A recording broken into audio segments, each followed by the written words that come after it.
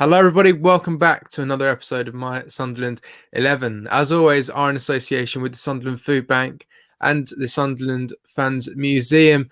With me, we've got a very special guest. We've got a massive Sunderland fan, Andrew Goldsworthy. Thank you for joining me, Andrew. How are you? I'm great. Thanks, Matthew. Excellent. Excellent stuff. Yeah. How have you been in this in the third lockdown now? Pretty bored, I think. The novelty's worn off. We've watched about everything there is to watch on Netflix. And I've even started watching Premier League games, which has been generally against my principles, but needs must, I suppose. Yeah, I mean, you see Newcastle in a little bit of trouble, so I think sometimes it is quite nice to watch. I do find it a little bit boring though. Sometimes I do turn on the TV, watch the games, and I find it a little bit. I don't know, it's a little bit boring, but it's never the same without fans, is it? No, it isn't, and it's been dominated by money as well. You know, if it wasn't for the money, the Premier League wouldn't be playing, I think. But without the money, they'd be bankrupt. So anyway, there's been stacks of football on, and what's been interesting, I think, this year has been the performances of away teams and the topsy-turvy nature at the top of the Premier League. I don't know whether that's been reflected down in League One and League Two and the Championship, but certainly there are about 7 or 8 teams that could finish in the top 4 of the Premier League this year, which is a pretty good thing, I think. Yeah, absolutely. And yeah, as you say as well, League One, I mean, the fans having I don't know, quite a big impact on how the teams are playing. I think we're sort of doing better away from home. I'm not really sure how that works, but how do you think our season's been going so far? Well, the last few weeks have been really good. We've flattered to deceive at times and got wins out of nowhere. And we're obviously operating with a makeshift defence. But if you look back just 6 games ago, I would have never thought we'd be in the position we are now with a real chance of automatic promotion 6 games ago. But we've picked up, something like 16 points out of the last 18, whereas others around us have dropped by the wayside. So it's in our hands now. If we can beat Lincoln and Peterborough and Hull City in the games to come, then, I think we could well go up automatically. And I wouldn't have thought that was possible at the turn of the year. I know a lot of people were saying, I can't see us getting even the playoffs. We're on that sort of bad run of form. I think after we lost to Plymouth, and a lot of people saying, oh, man, we're going to be lucky to get playoffs. But we've won a few games, and now it's looking really good, and we've still got all the top teams to play in the league. So it's wide open, really, isn't it? Yeah, it certainly is. If we go up, it's a different kettle of fish. I think we're going to have to build a whole new team if we get up into the Championship, because you look at the teams that have gone up in the last couple of years, and some of them, Charlton came straight back down again. Rotherham are struggling at the bottom. Wickham, who went up last year in the playoffs, are rock bottom of the Championship. So we're going to have to rebuild a team, but that's what Kirill Dreyfus and Speakman and Johnson are going to be all about and have to do. It's a problem I'd like to have rather than not to have next year.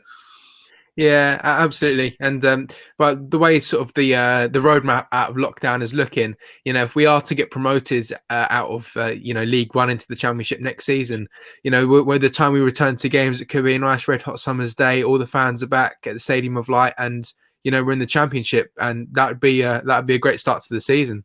Yeah, would be. Assuming that everybody does come back. I mean, it's been quite a long layoff from live games, hasn't it? It'll be a season and a third almost. And I'm sure some people will have found other things to do in the meantime. So to me, it's not a foregone conclusion that football fans everywhere will return in big numbers. Certainly, they're going to have to work hard to get the fans back into stadiums by playing really good football. Yeah, exactly. Well, we'll come on to what's happening currently a little bit later on in one of my next questions. But really, my question is, tell us a little bit more about yourself and sort of how long you've been supporting Sunderland. Well, I got really into rabidly supporting Sunderland at the start of 1964, which was a good year for Sunderland because we were promoted that season from the 2nd division back into the 1st division. I'd gone to games occasionally before then. I was a kid. My dad hadn't gone since we were relegated back in 1958.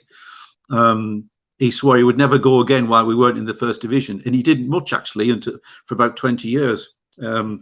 So I went to matches by myself or with a few mates. I remember buying tickets for Sunderland boys games when I was in junior school, but spent most of the time running around underneath the clock stand and sort of throwing straw and stuff around. But the start of 1964, the first game I remember going to was Swindon in the third round of the FA Cup, and we won 6-0 at Roker Park. And I don't think I missed another home match that season. We went up last game of the season, beat Charlton at home with a really good team and a really small forward line which banged in loads of goals.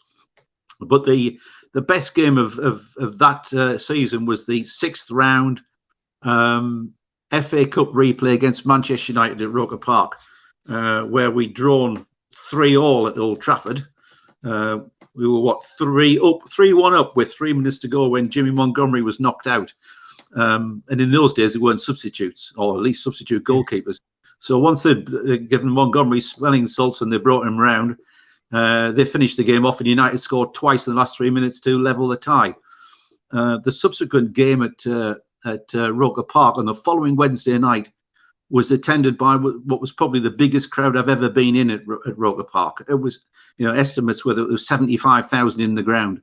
And I sat on the running track along with loads of other kids on the straw on the running track. So I was 4 feet away from George Best, Dennis Law, Bobby Charlton, those kind of players. And it was an electric atmosphere. There were people sitting on the clock stand roof. There were people up the floodlights. The gates in the Roker end were broken down. And unfortunately, United equalised just before the end of normal time. They equalised again just before the end of extra time, and we went to a second replay, which they did in those days, and were thrashed 5-1 at Huddersfield. But I was hooked by then. The following year, back in the First Division, I bought my first season ticket in the Fulwell end, and I think I barely missed a match at home, certainly, until I went off to university. And it's been a part of me since. A great weekend for me is a win for Sunderland and a defeat for Newcastle and Middlesbrough. And Middlesbrough, yeah, excellent. So you got a feel for it. I mean, straight away, really. Would you say even just from going to Roker Park once and watching the game, you automatically just fell in love with the club? Yeah. And my parents lived in Fulwell. When you came out the front door and turned right, you could see the floodlights along the end of the road there. So it was really easy to get to the ground. And back then, your season ticket enabled you to go to every reserve game and every youth team game, which I pretty much did. I spent a lot of time down at Roker Park. I saw Nick Sharkey score 5 goals in a home game against Norwich City, which I think still stands as a club record, at least in a home game. The magic was there. So yeah. I counted the number of promotions and relegations I've seen, and I think I've seen 9 promotions and 10 relegations, which has taken us, from the second up to the first or the Premier League and back down again to the third.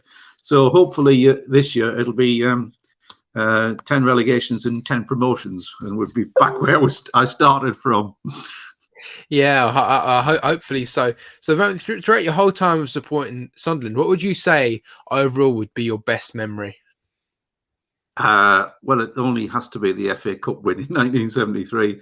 I've got lots and lots of bad memories, but that is the best memory, which stands out by a mile, I think. As well as I think the semi-final at Hillsborough that year, when the realisation that we'd actually got to Wembley. We got to Wembley in my lifetime, and let's face it, for lots of people, that's the only thing they've seen in 50, 60, 70 years. That's the only thing that we've actually won of any repute. So that stands out as the beacon. That's the reason why you keep the faith. Yeah, of course, absolutely. I mean, even the road to Wembley that year, I think it wasn't Arsenal 2-1 in the semi-final, which was I'm sure top division side, and then obviously Leeds United, one of the best teams in the world. So it was like Sunderland, the second division side. It was the true underdogs, really. And yeah, I mean, I can see why that would be one of the be your best memories, really. Yeah. Well, it was a fairy tale. I mean, the what was it? The fifth round replay against Manchester City was breathtaking.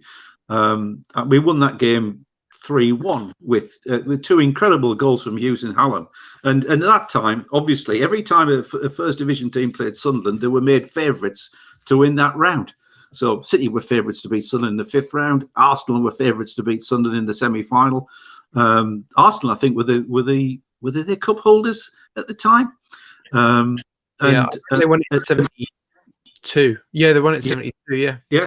So they were the cup holders, and of course Leeds were outright favourites to win the final with a team of the only non-international in that Leeds team was Trevor Cherry at the time, and they were all household names, whereas Sunderland's players were just names in their own households, really, and nobody gave them much of a prayer. But they were a genuine team, and it shows what you can do with team spirit, commitment, and as was proved, some pretty good players in likes of Dave Watson and Dennis Stewart and Ian Porterfield.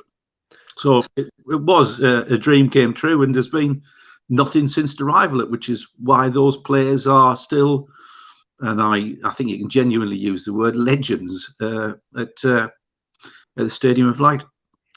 Yeah, absolutely. And also, just want to ask as well for the 73 final. Were you at Wembley for that final? No, I wasn't at Wembley for the final, and it's been a sore point ever since. I was at every home round of that season, that FA Cup season, and the only reason I got a ticket for the semi-final was that we bought. It was 3 weeks before we got married. The final, there you are, and we bought a new house. We had a massive mortgage, and the guy next door to us was the NatWest Bank manager in Durham City, and he just moved up from Sheffield, and he was able to get me 2 tickets for the semi-final at Hillsborough through his connections that he had. At the start of that season, the football was absolutely appalling. It was the last few days of the Alan Brown era, and we were down to crowds of about 12,000. You could leave the pub at 2:45, walk the half a mile to the ground and see the kickoff. There was nobody in there, and Roker Park was still a big ground. It held over 50-odd thousand. And the crowds were down to 12,000. The football was absolutely abysmal. And yet, when we started winning in the Cup, the crowds came roaring back. And there were lots of people, of course, who claimed that they never, ever missed a match. They were always loyal to Sunderland. And Sunderland decided to issue tickets to the semi-final and the final by means of a voucher scheme. And you got a voucher by attending a home game. And I think the home games were against the likes of Oxford United. So for those home games against Oxford United, there were massive crowds, and lots of people who had never been to a game for ages got vouchers, and I didn't. And it was £1, I think, at the time for an FA Cup final ticket, and I couldn't get a £1 ticket, and I certainly couldn't afford going down to Wembley without a one and spending £10 on one. So I didn't go, and I remember the night before the final, just having left my girlfriend at Brighton Bees house, driving past the Bluebell in Sunderland and seeing the buses about to leave from Fulwell to go down to Wembley, and almost shedding a tear at the thought that I wasn't on a bus. So the best I could do was watch it on a black and white television the next afternoon. Yeah. I mean, none of us can go to Wembley for this month, but it's not the same thing. Obviously, Papa John's and FA Cup. But I have seen. I don't know if you've seen it on YouTube. The documentary, Meanwhile Back in Sunderland, for the 73.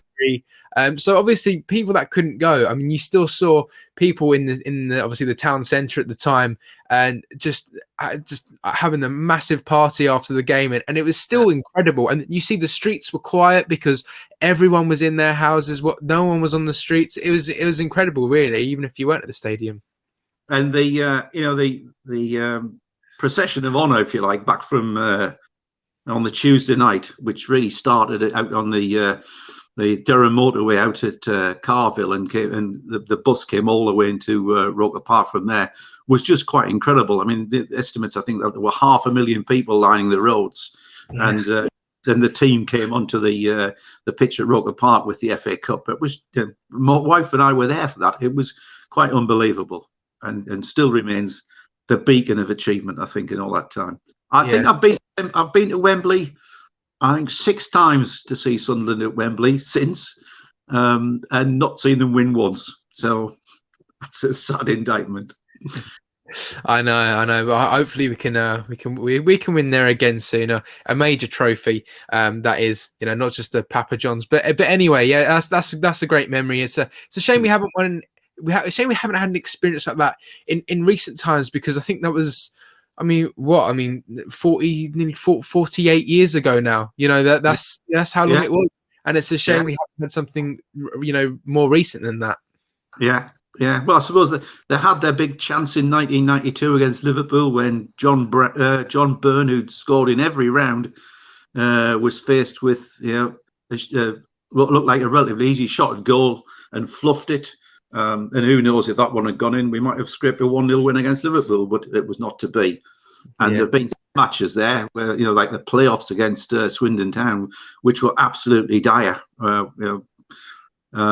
The 2014 match with Barini scoring against Man City was incredible, up for the first half at least. But latterly we've had playoffs against Charlton and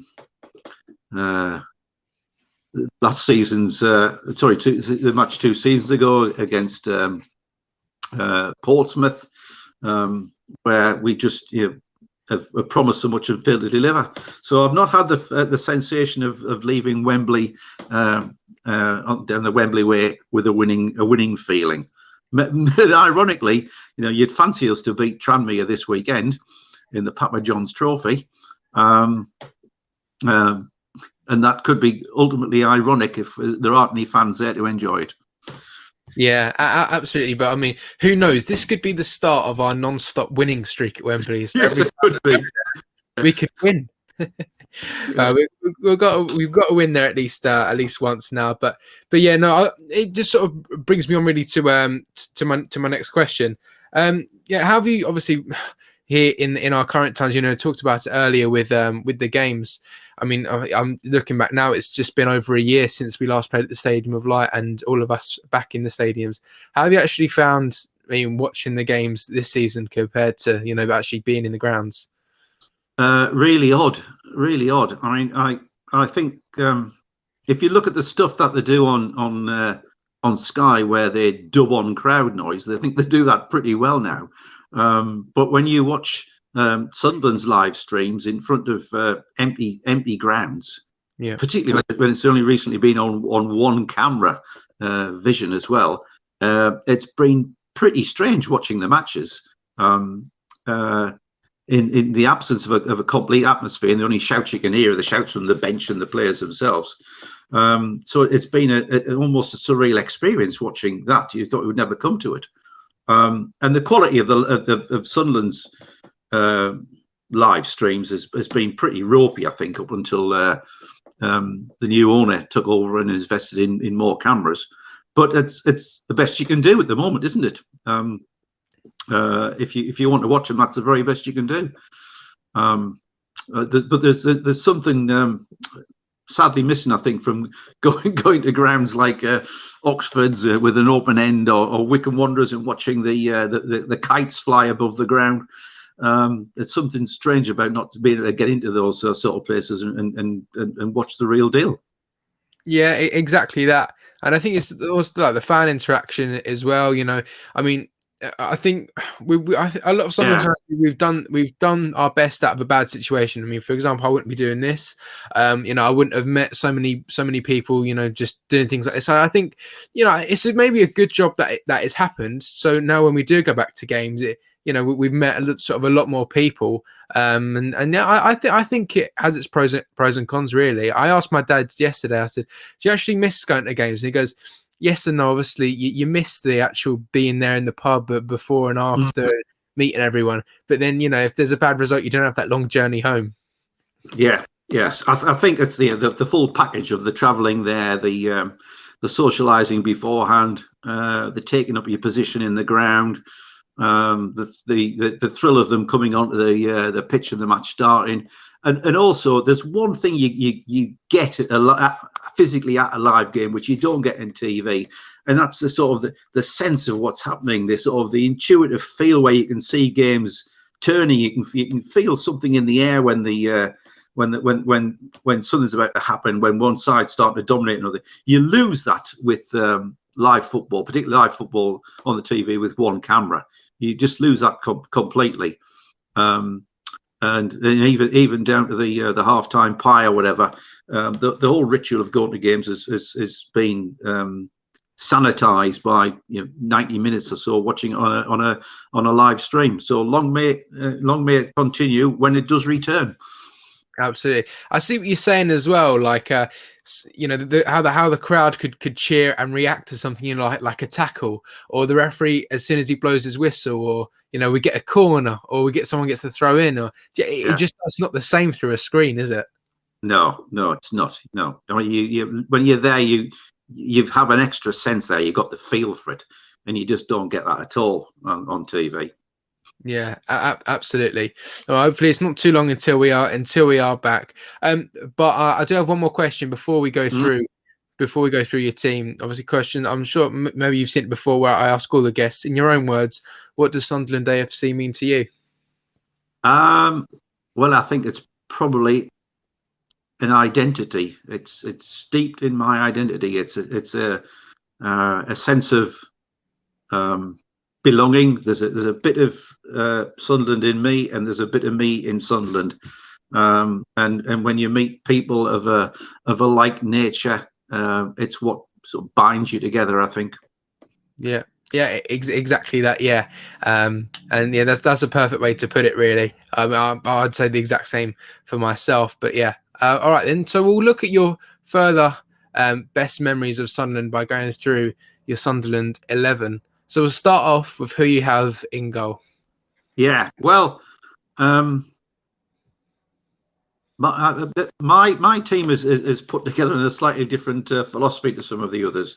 In that, I feel like I'm the guy who's about to marry a woman who's been married 6 times before, and I'm my 7th husband, and I know what I've got to do, and she knows what I'm going to do. The thing is, how do I make it a bit different from the ones that have gone before?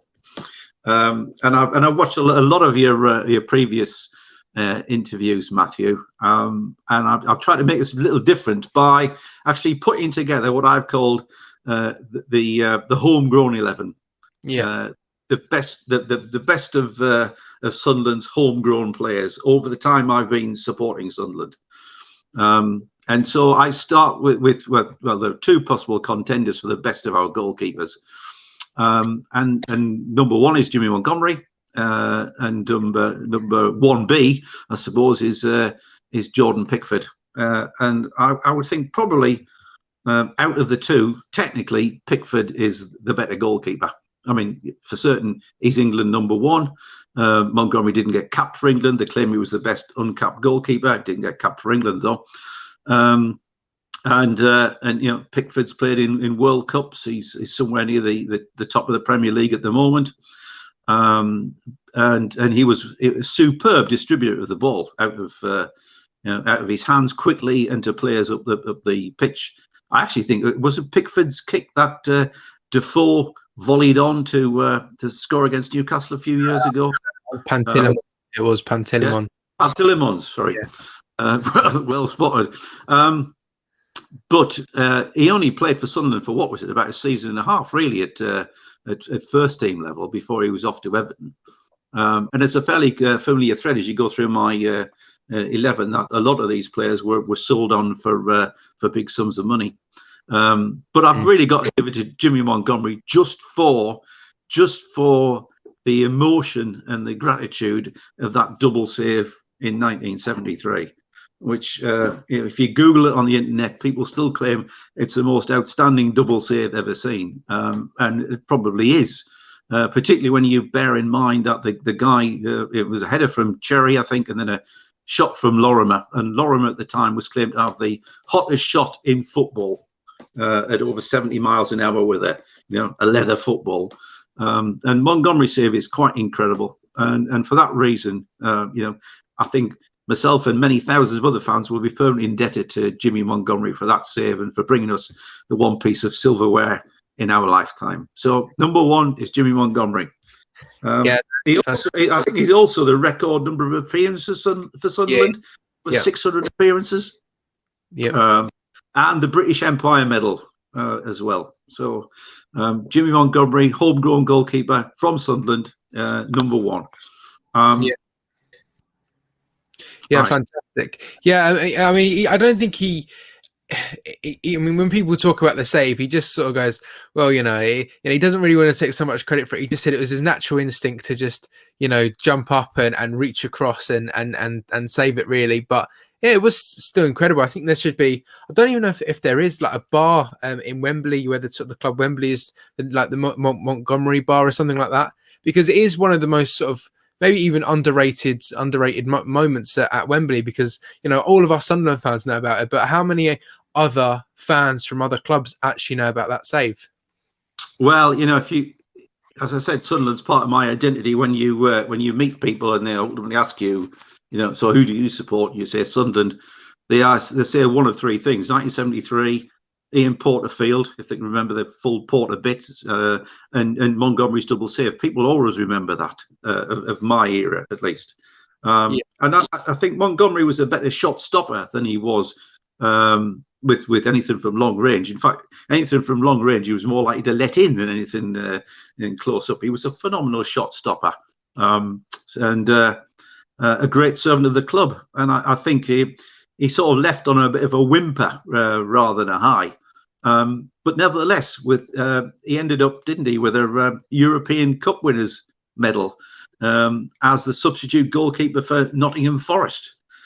Without even making an appearance for Forest, he got the European Cup Winners' medal. Absolutely, yeah. I mean, I spoke to Chris Turner on one of these episodes, and he said he had massive boots to sort of fill, when Montgomery left, because he was sort of the goalkeeper that he took over from. It was sort of him and Barry Siddle there.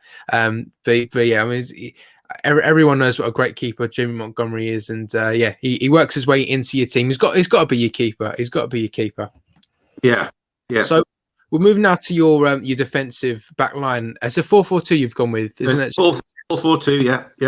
Yeah, nice. So do you want the left back or the right back first? Then we'll start with who you have at right back. Well, at the right back, I've got Barry Venison. Yeah. I think was also Chris Turner's nomination. Barry Venison was a combination of Spandau Ballet meets Sunderland AFC. Made his debut early 80s. A great shock of new romantics, blonde hair, something like 17 years old when he made his debut. Another lad from the northeast, and a terrific right back, as well as being a pretty good midfield player. I think he played for Sunderland for about 5 years before Kenny Dalglish signed him for Liverpool, and ultimately I think it was Keegan who signed him at Newcastle, where he got 2 England caps right in the twilight of his career. He was, in fact, the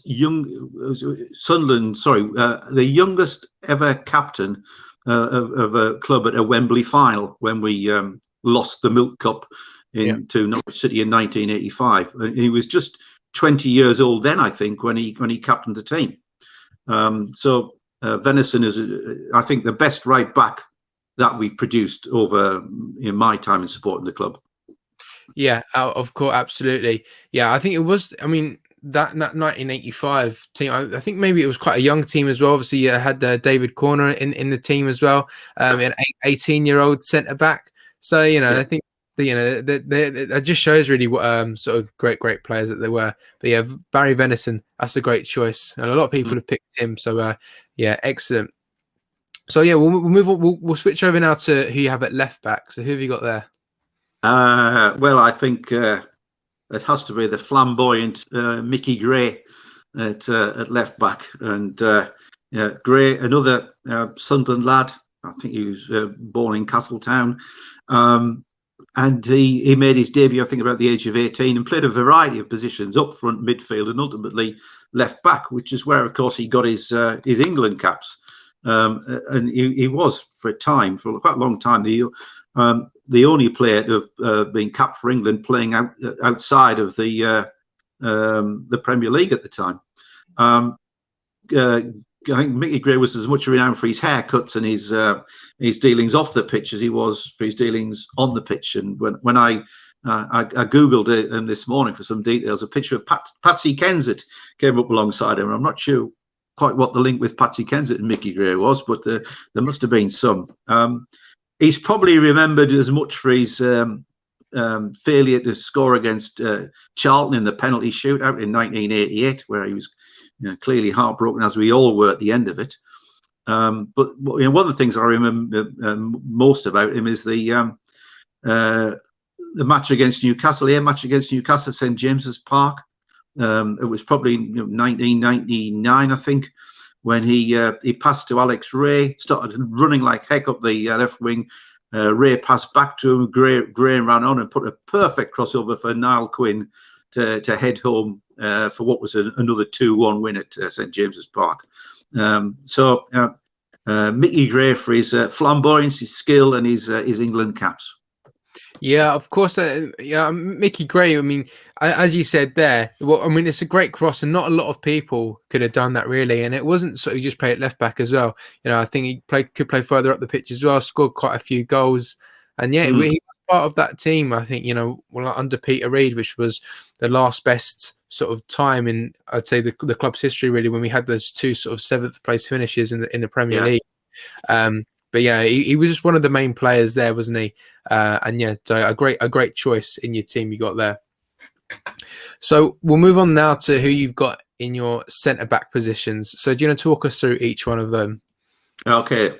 So Sean Elliott, in terms of home produced centre backs. Elliott emerged on the scene in the mid 70s, and he was part of a holy trinity of himself, Gary Rowell, and Kevin Arnott. He wasn't a gigantic centre half, Elliott. He was I think about 6 foot tall.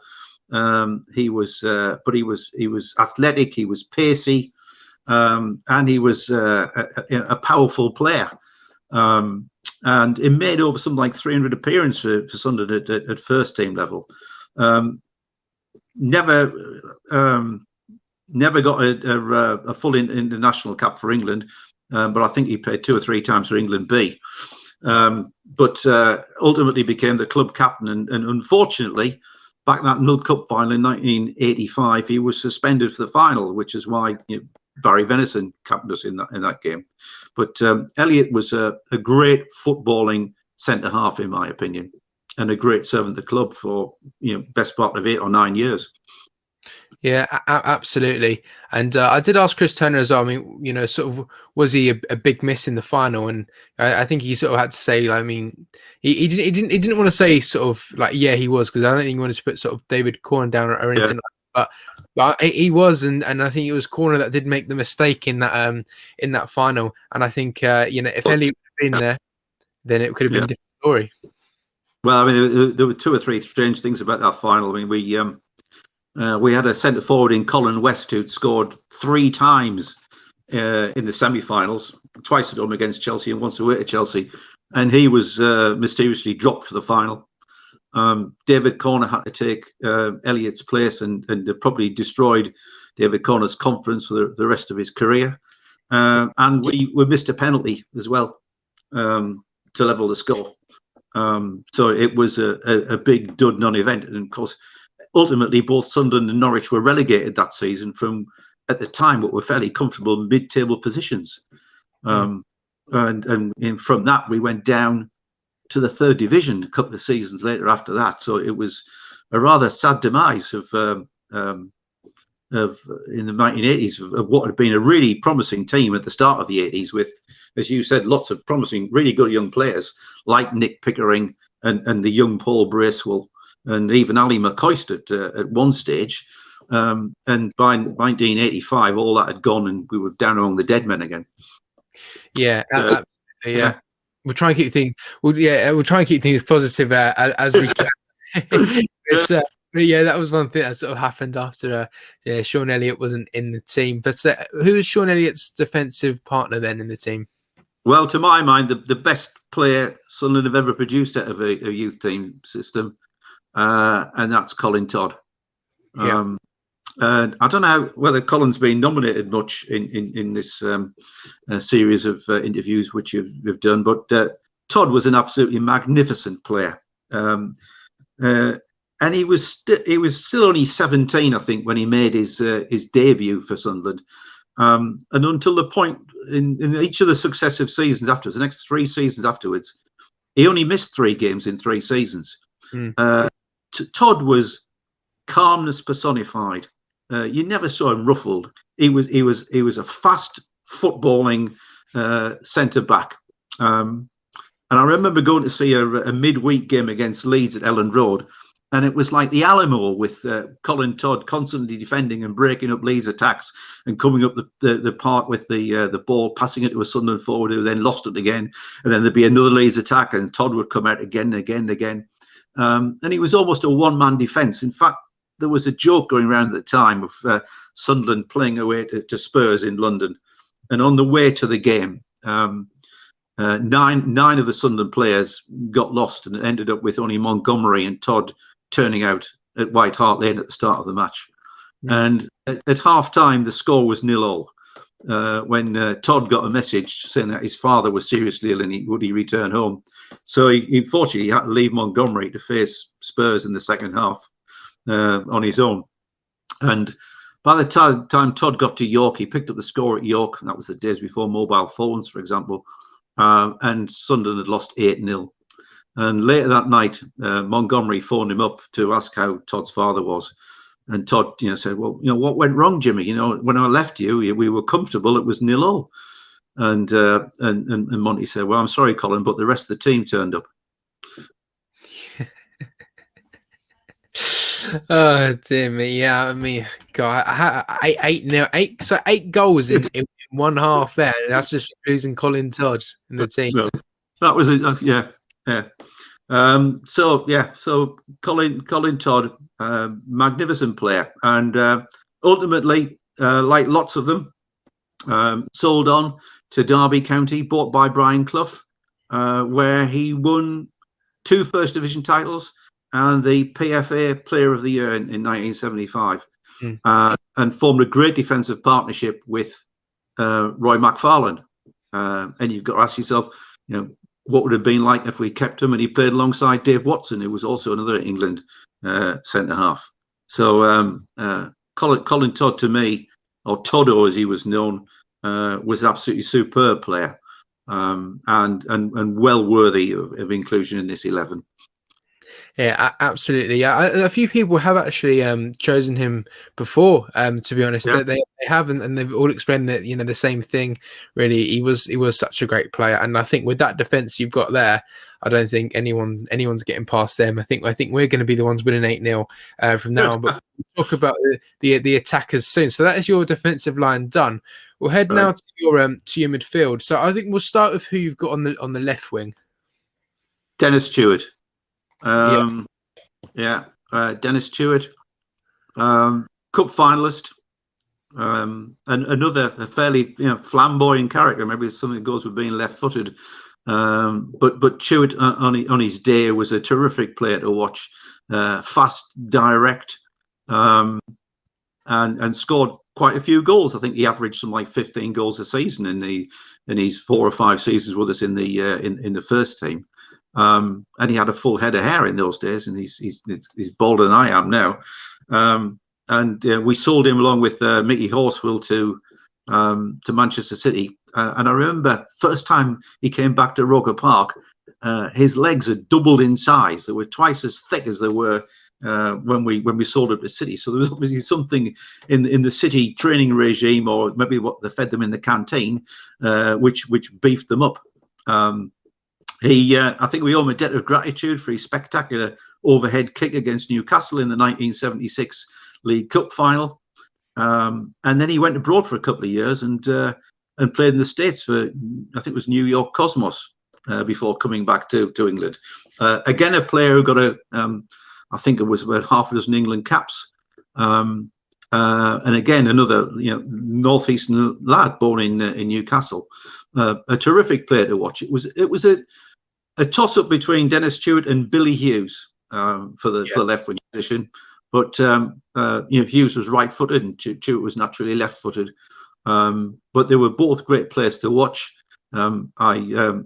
Hughes tended to be, I think, much more of a spectacular player on his day, but I think Stewart had more good days than Hughes had. So he's my choice for the left wing berth in this team, and another member of the '73 Cup final team.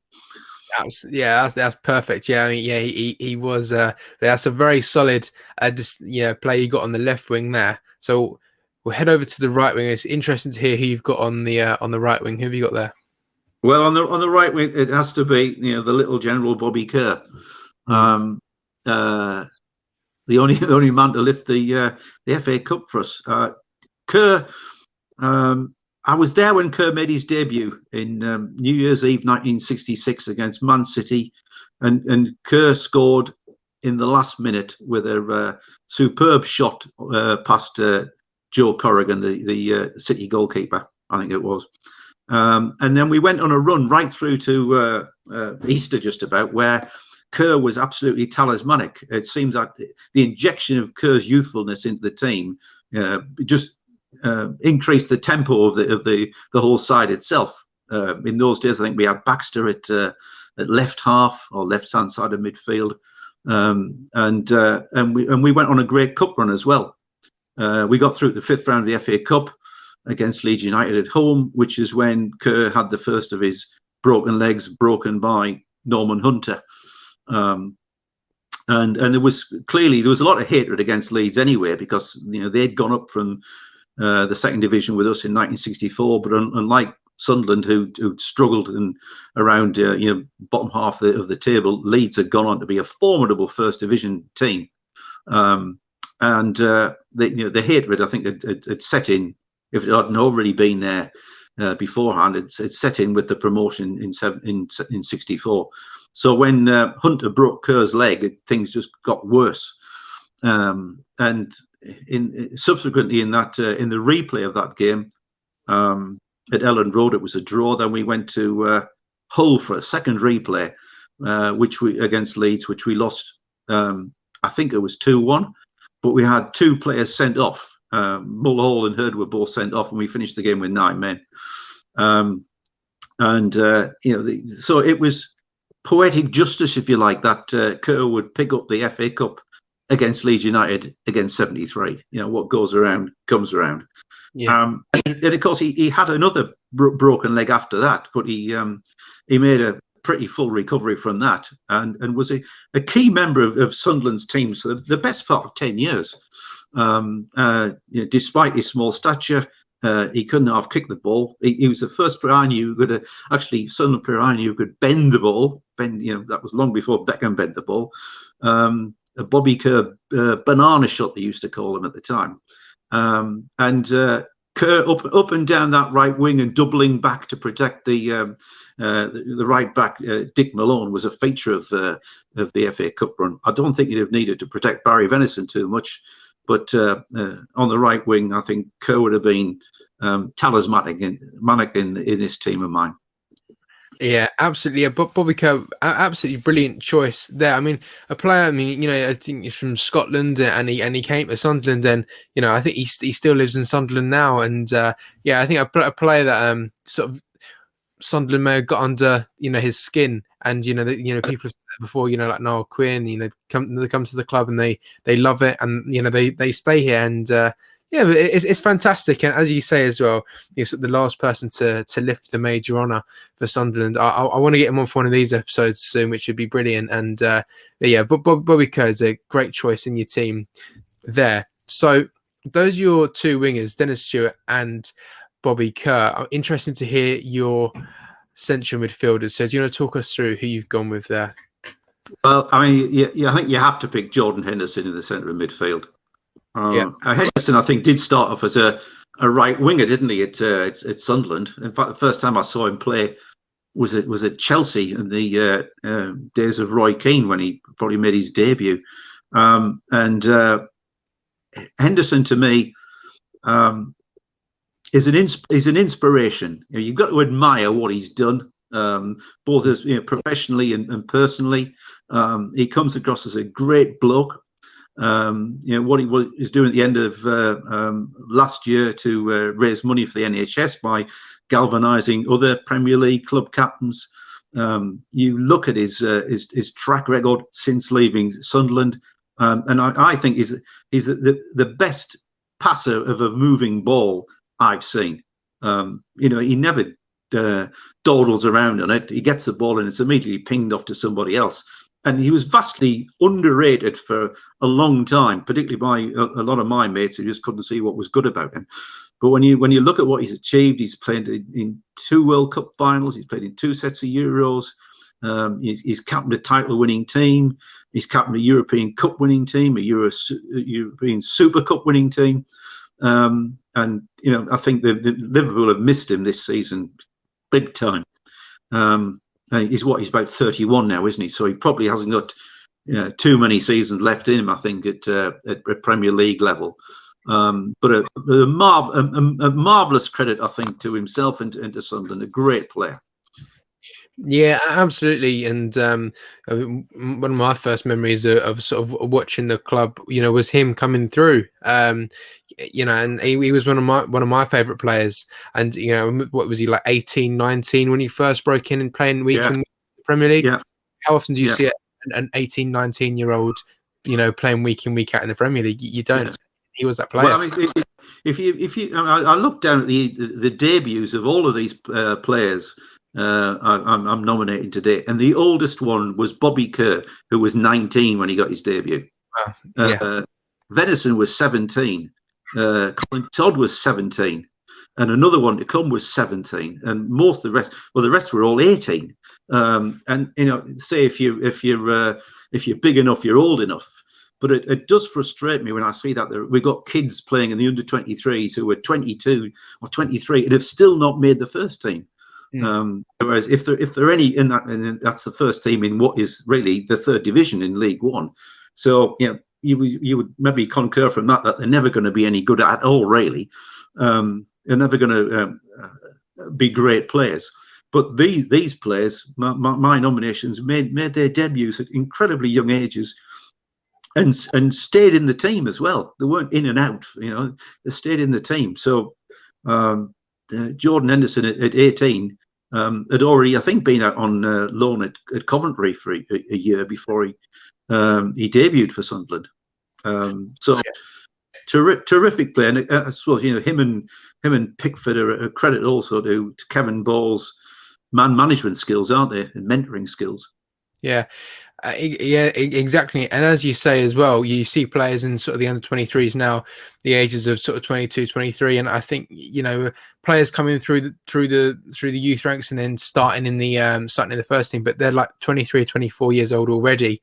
I think the only player we have now is probably Dan Neil, who's 19 years old, and he's just sort of starting on the bench. Came on in games, but obviously nowhere near the levels of Jordan Henderson. You could see what great play he was. And what I would love for, maybe if it is in this maybe 3 or 4 seasons time, if we do manage to scrape our way back into the Premier League, it'd be great to see Jordan Henderson come back and just give a few, maybe his last season or last 2 seasons at Sunderland. That if he did that, he could look back on his career and just say, I'm one of the people that I've achieved everything I've wanted to, and that's just been a very successful career, I think. Yeah, an incredible career. Yeah, of course. Sort of starting off at your boyhood club and then playing for Liverpool, winning everything, and then finishing it off at Sunderland. I wouldn't know how to sort of spend a better career, but a fantastic. I mean, I think it was always obvious, that they were going to sell him. It was just a question of waiting for the price to be right. Yeah. And ultimately, I mean, when he went to Liverpool, he really struggled at Liverpool for the first couple of years. And at one point in time, it looked like they were going to sell him to Fulham, I think, when they as part of a make-weight in a deal for, I think it was Clinton Dempsey, the American forward that Fulham had. Yeah. He was going to be part exchange in that deal, but he refused to go, and ultimately became Liverpool captain around about 2015, succeeding Steven Gerrard.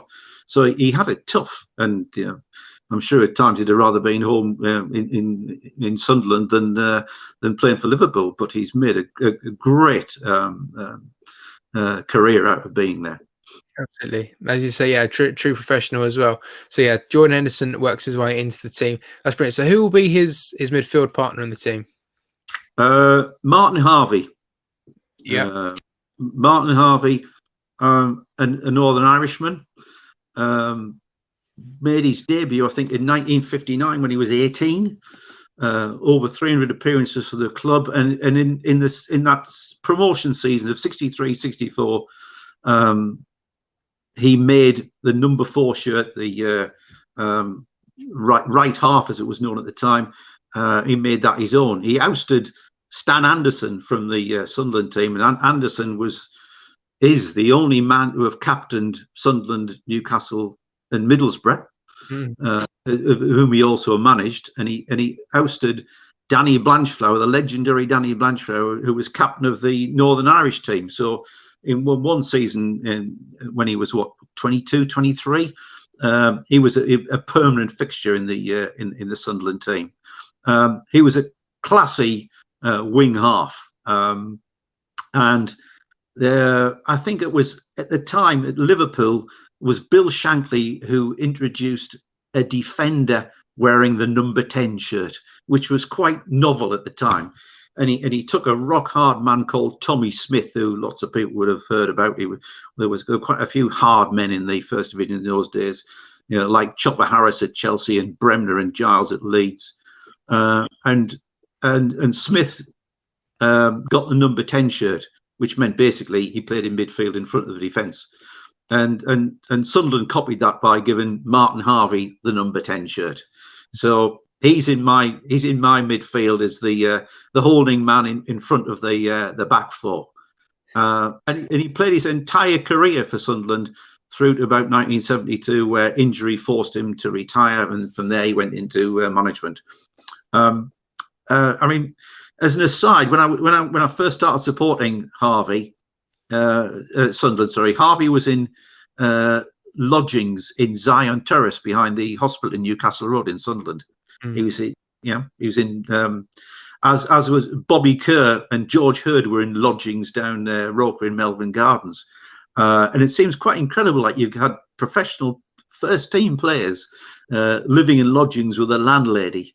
And Ashurst and Irwin's, then Ashurst and Cesar were in semi-detached houses owned by the club. So in those days, there wasn't the kind of money sloshing around that there is now.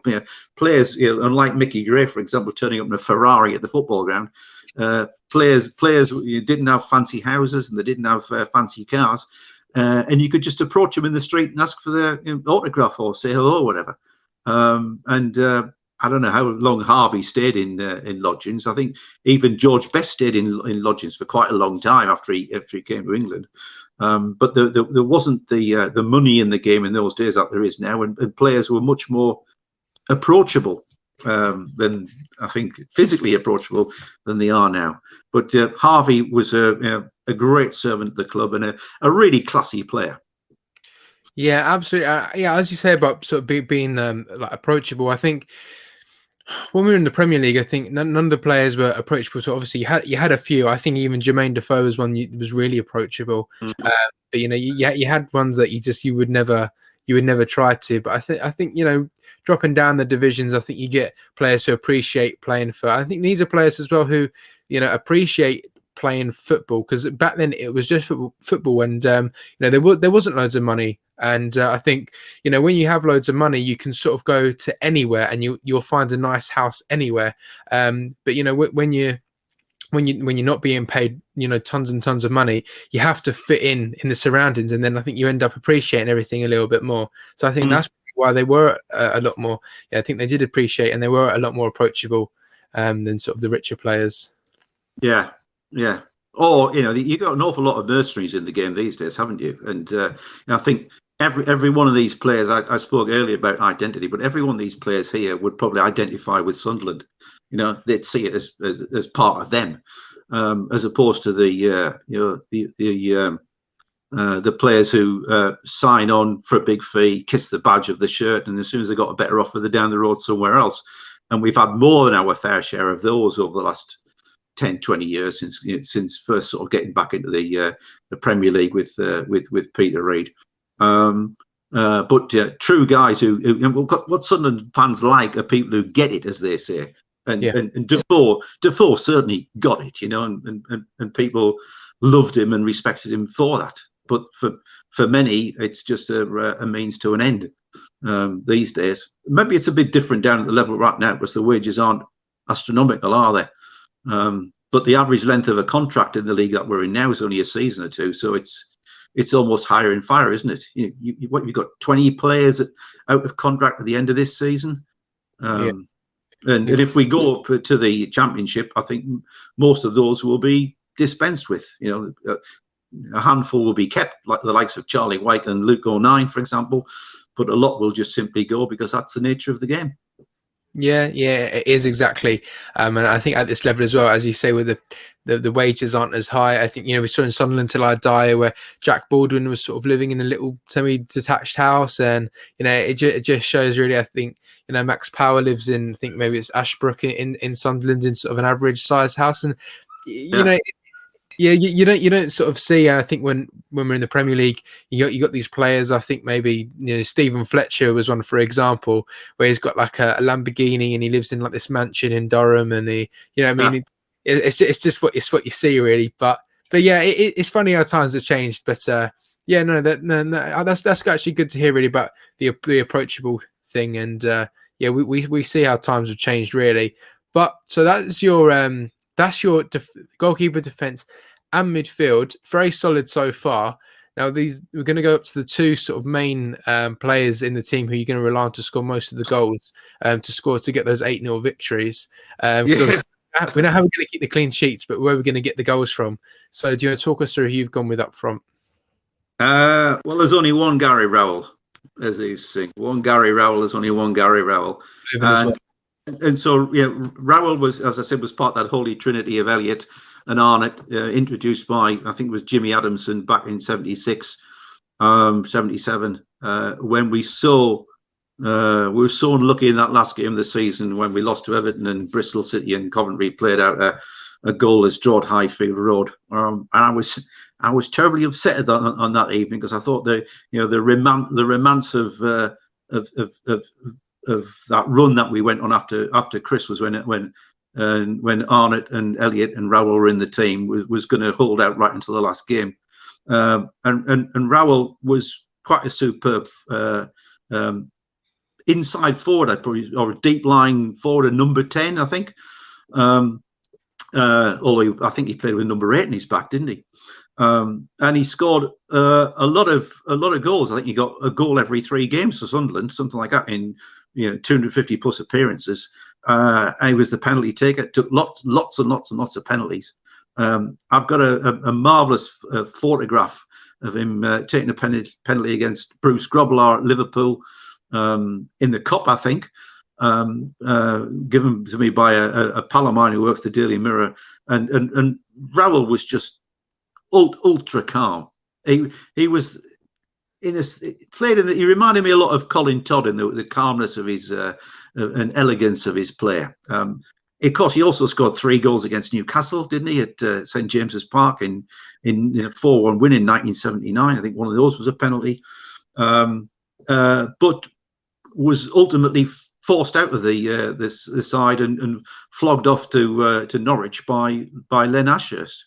Yeah, it was rather strange. And I remember again at that, he didn't play in that Milk Cup final, thank goodness, in 1985. And I remember him seeing him walking around the Sunderland end at the end of the game, waving to the Sunderland fans. And I think there was just sadness that a legend had left the club in such a way. But while he was there, he was quite superb to watch. I mean, he was just calm and lethal in the box. Not a terribly big player, was he? But 5'8", 5'9", something like that. But a great goal scorer. Yeah, absolutely. I think it was a local lad as well. I think it was from Seaham, wasn't Yeah, he? yeah, Yeah, an incredible player, Gary Rowell. And I think, for me, as someone who's never seen him in real life, and a lot of fans now, I mean, sort of, yeah, I mean, generations of Sunderland fans, the newer generation who's never seen Gary Rowell play, we all know who he is because we all sing his song. We all live in a Gary Rowell world, and everyone knows who Gary Rowell is. I don't think many people be able to recognize him if you see him in Tesco, but they'll know his name. yeah, But yeah, a fantastic legend at the club. And I think even, I mentioned him again, Chris Turner, although he didn't put Gary Rowell in his team, he still spent about 10 minutes talking about Gary Rowell because he was such a great player. yeah. He was a lovely player. Yeah. Yeah, well, I mean, I think he's probably we have produced some really good kids out of the youth system over the years, and there are others like, for example, Michael Bridges, who you think what could have been there if we hadn't sold him. I think when we sold Bridges to Leeds, he scored over 20 goals in his first season at Leeds. But he was another player that suffered bad injuries. He had really skinny legs, didn't he, Bridges? And he never. I think he was called Jiffy the Broomstick Man at one by some people, but never fulfill his potential. But a great player in the time that we had him. Yeah. So I mean that leaves you with one nomination for my other forward to come up. But if I just go back, It's interesting that Kirill Dreyfus is now talking about investing in the academy, and Speakman is talking about using data metrics to scour the globe to find the best players for to Sunderland. No matter from where I think they come from, he's prepared to sign them. But back in the late '60s, we had the best youth team in England. We won the FA Youth Cup twice, which was the only real measure of the quality of a youth team. We won the FA Youth Cup twice, and we were runners-up in 1 year as well in '66. And half a dozen of those players played in the FA Cup winning side of 1973, and even through to Alan Durbin's days in the early '80s. There was still lots of very good players coming through the youth system. So I suppose the rhetorical question, Matthew, is: so where did it all go wrong? Where do we stop turning out really good players? Because if you look back over the last 20 years, there's only a handful of quality players have come through the youth system. By quality, I mean players good enough to play in the Premier League. Michael Bridges is one. You could argue Martin Waghorn's another. Jack Colback's a third. And then you've got Pickford and Jordan Henderson. But 5 really quality players in 20 years isn't much in terms of an investment in a youth system. And other clubs, notably I think Southampton, have produced lots and lots of really good players out there youth systems. So rebuilding the youth system and recruiting quality players has got to be a paramount task if we are to produce a sustainable football club. Yeah, absolutely. And as well, if you listen to player interviews from sort of the 73 and use the sort of late 70s, early 80s, whatever, a lot of the players have got Sunderland accents. They're all usually from Sunderland, and you fast forward to now where maybe there's only Denver Hume with a like a northeast accent, maybe Dan Neil or Jack Diamond, but that's it really to come through Sunderland's academy, and I think maybe even Pickford and Henderson, Waghorn maybe, and I mean there aren't too many people, and I've said it before to someone. I said, what about our academy? And they go, well, but we've got two England internationals, and I'm like, 2 in the last however many years, why have we got more? And with the facilities that we have got, but it is time, as Speakman said, and KLD's come in. I think sort of now's the time to fix all the sort of the damage really, and have a good future really with the academy, because it's such a great resource that we've got. And how many? I looked at some people who used to be in our academy. That were with Jordan Henderson. I looked at the players who were with Jordan Henderson at the time he was in the academy, and these people have become electricians, plumbers. They've been playing non-league football, and then there's Jordan Henderson winning the Champions League. So it's not very often you get a standout player come through. No, well, I mean, we did used to get lots of them. I mean, if you even our first promotion team back when I started all off in '64, again, half the team there had been produced from the youth system. And the youth system then had been created because Sunderland could no longer afford to pay big money and big wages for players, so they created a youth system. And my wife still finds it really strange that when she sits down and watches the match with me, there's nobody from the area playing in the team. You've seen the famous Paul Whitehouse sketch where he delivers his half-time team talk to players in 11 different languages, from Swahili to Russian and finally one in English kind of thing. And that's been the nature of the Premier League in particular now, where it has cascaded down in the Championship, where there's just loads and loads of foreign players, and Sunderland's managers have gone out and signed those kind of players out of expediency because there's been no patience with the youth team system, and they have to find a means of staying up. But as we've seen with Sunderland, it's just with what was it, about £250 million of the debt which a short bankrolled. It's not sustainable. And if you are to produce a sustainable team, I think we've got to get more good players coming through the youth system. Yeah, absolutely. And I mean, I want to mention as well, I didn't say his name, but I just thought of him now, Grant Ledbetter. I mean, that was probably the last player as well that we produced to play in the Premier League. He's played mostly in the Championship in his career, but obviously played in the Premier League with Sunderland, and then also one season with Middlesbrough in the Premier League as well. Good player at this level still, but yeah, I think that's maybe the last, the only other player I can think of is Grant Ledbetter. Yeah, so you've got 6 in over 20 years there, then, Matthew. Yeah, exactly. That is true. So yeah, I think the only sort of local lads in the team now is probably Grant Ledbetter from Chesterley Street, Jack Diamond from Gateshead, I think Humes from Northumberland, Daniel, I think he's from Sunderland, I'm not too sure.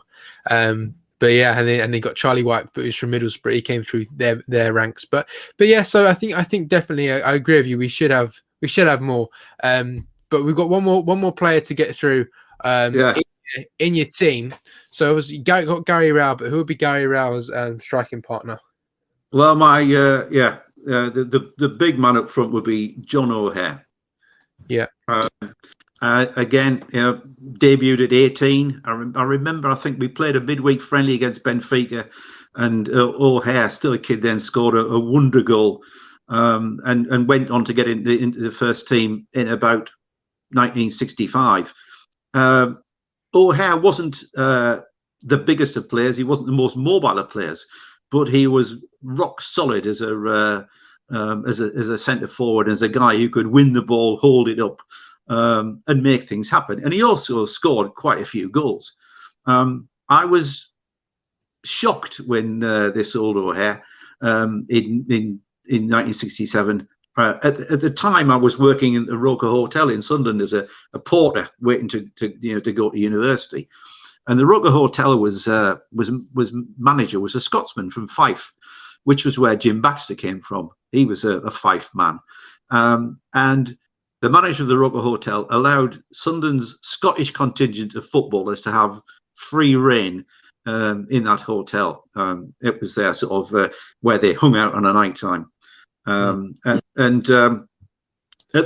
So you had Baxter, George Cannell, Neil Martin, and a player who they'd signed from Manchester City called Ralph Brand at the fag end of his career. And it has been signed by Sunderland's Scottish manager Ian McCull for 10 grand. He was living in the Roker Hotel where I was searching for a new house. And having signed Brand, they then sold off John O'Hare to Derby County, Brian Clough at Derby County for £20,000. Now, I reckon that's about the equivalent of £2 million these days.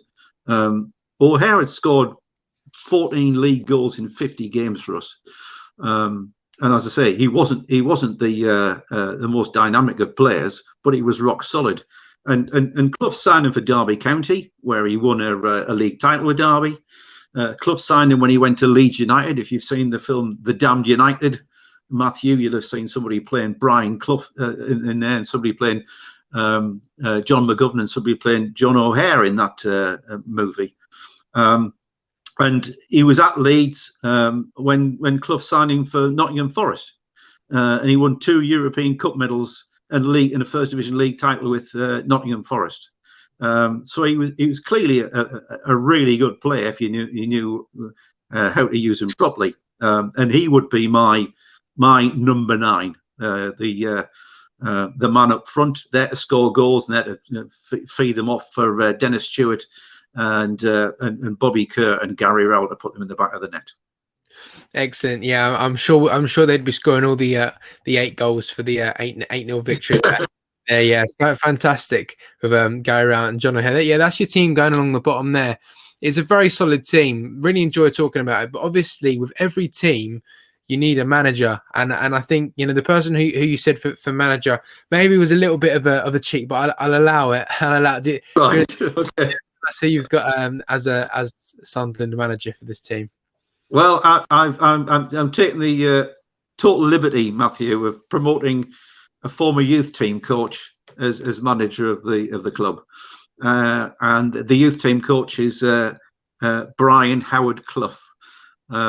He was youth team coach in I think it was 1964-65, just after his playing career had finished, and as I said, I think earlier in the interview, my season ticket got me into every game at Roker Park, and I went along to watch the youth team games. And the youth team in that season, when Clough was the youth team coach, played unbelievable football. They played what at the time I think we called continental football, rather than the stuff that the first team, traditional stuff that the first team played. And it was sort of tactical free kicks and fluidity of play, total football. And Clough obviously shaped those teams which went on to win the Youth Cup later on in that decade. And of course, he only lasted one season at Sunderland because they sacked him at the end of the season, along with sacking the manager at the time, George Hardwick. But if you can just imagine, had they persisted with Hardwick for 2 or 3 more years, and Hardwick took us to 15th, which was the highest league spot that we held for the rest of that century, from 1965 up until Peter Reid finishing 7th in the year 2000. We hadn't finished above 15th in the First Division or the Premier League. And if we'd stuck out with Hardwick for 2 or 3 more years and allowed Clough to come through, can you imagine what he would have done with that youth team of 69, and kept Colin Todd and kept the likes of Colin Suggett, another great forward, and kept John O'Hare and augmented them with the likes of a Dave Watson signing and a couple of decent fullbacks.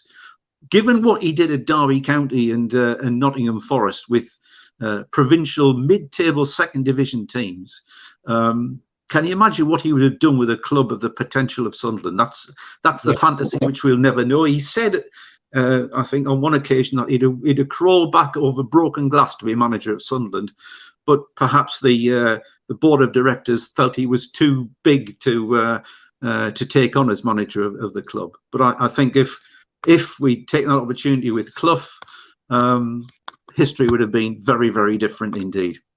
Yeah, absolutely. And I really wish we did. And I think, a question you can ask a lot of Sunderland and the history, whether it's sort of, 30, 40, 50 years ago to 10 years ago onwards, is if you did, and, so many things, if we brought in, sort of players we had on loan to sign them, if we, there's so many things. And I think even if, even if we actually do things and it doesn't work, at least we've actually tried it, So even you could even say signing Will Grigg, for example. You know, if we never did that, we would have never have known. So I think maybe we should take the risk sometimes and try something out, because it could be, you know, the best thing you ever do. And I think, you know, a lot of people say, you know, the best things that happen are like always unexpectedly. You know, you always sort of meet the best people unexpectedly. The best moments happen, you know, where you didn't expect them to. So, you know, I think maybe sometimes they should take the risk, and when the opportunity is there, as you say, it's a shame. It's a shame they didn't, isn't it? It's what could have been. Yeah, well, what could have been? You know, as he said himself, I wouldn't say I was the best manager in the business. I was in the top one. Not about ifs and buts, but if Charlie White had been fit, then Josh Madger would have never got in the team, would he? And you know, if he hadn't got in the team, then maybe he would never have made it as a footballer at Sunderland. I mean, he'd already been, I think, rejected elsewhere. I think it was Fulham he started off at, which is ironically where he's back now. But you have got to, at times, you've got to, I think, take the risk. You've got to be prepared to take a risk on a young player, because maybe it isn't always going to turn out. But the likes of Jordan Henderson and so on, if you believe they're good enough, you have to put them in the team and not do what the likes of Phil Parkinson did and just sit on them and not play them. Yeah, exactly. And only making us something like the 86th minute. The 86th minute substitution. When the game's already lost or whatever. So there must be currently somebody in the under 23 setup who's any good at left back who we can play, because certainly the current left back isn't good enough. But the good news, I think Denver Hume is back in training. However long it would take for him to get back in the team, I'm not too sure.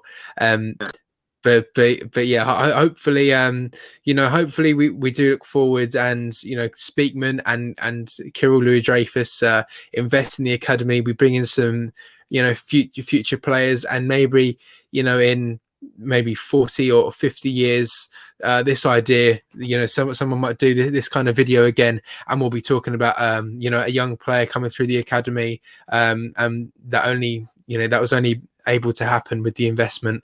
And we'll see. Hopefully there will be surely will be another Brian Clough, and we'll make him the manager, and we'll win leagues and all sorts. But we'll just hope that hopefully they've learned from past experiences. So when we get back to the Premier League, they can. We can only hope. We can only hope that we can someday we get back into the Premier League and stay there. Yeah, and when we can do that, it'll be magnificent. But yeah, Andrew, that is your team, though. Obviously, going along the bottom, your manager's Brian Clough. It's been fantastic. I've really enjoyed it. How have you found it going through the team? I've really enjoyed this. I enjoyed as much thinking about it beforehand as to what the team was going to be, and there clearly will be people who've got difference of opinion. But for me, you've got 11 players there who embody the spirit of Sunderland, and who I'm proud to put forward as my 11. So thanks for the opportunity, Matthew. It's been good talking to you. Yeah, same as well. Yeah, it's quite difficult as well to sort of narrow down an 11. I still haven't been able to do it. I maybe got sort of a goalkeeper and a striker and a right back, but for the rest of the team, it's really difficult to sort of narrow them down. So I think you've actually done a very good job of doing that. As you said, you had the choice of Stewart and Billy Hughes. So yeah, it's horrible to leave people out, but I think it's been good. Yeah, well, it's probably easier just picking homegrown players, because if you look at the hundreds of players that we've had in the meantime, it would be an even more difficult task to go through and work out what you thought your best 11 was going to be. Never mind. Exactly. But you could pick out an 11 from players who we've signed and sold for more money than we bought them for. But you might not find that there are 11 in the last 25 years who qualify for that. Make a five-a-side team. Yes. Yeah. That's the best you do of that one. Yeah. No. One question I ask everyone, Andrew, before we go. Do you have a message to any Sunderland fans watching?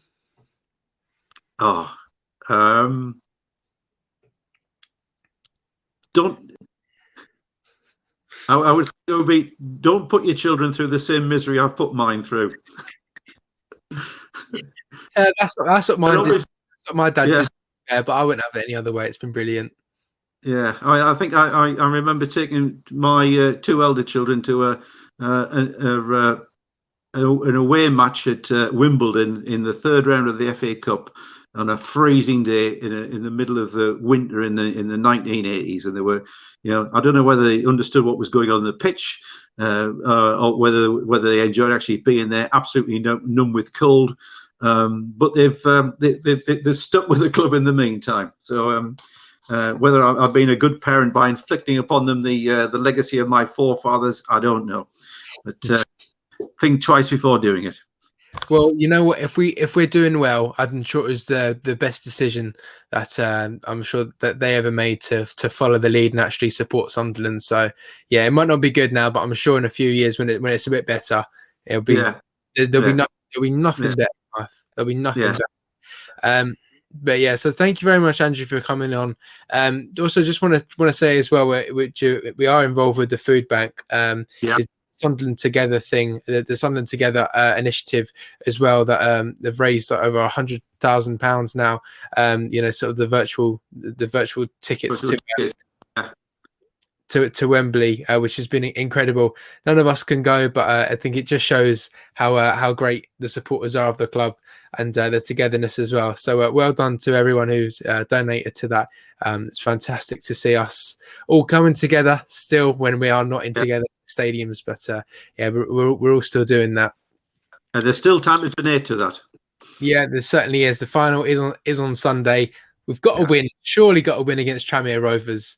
We can't win, then there's curse on us. But James Vaughan is out injured for Tranmere, so we're not going to have a sort of that nightmare of watching him score the winner against Sunderland at Wembley.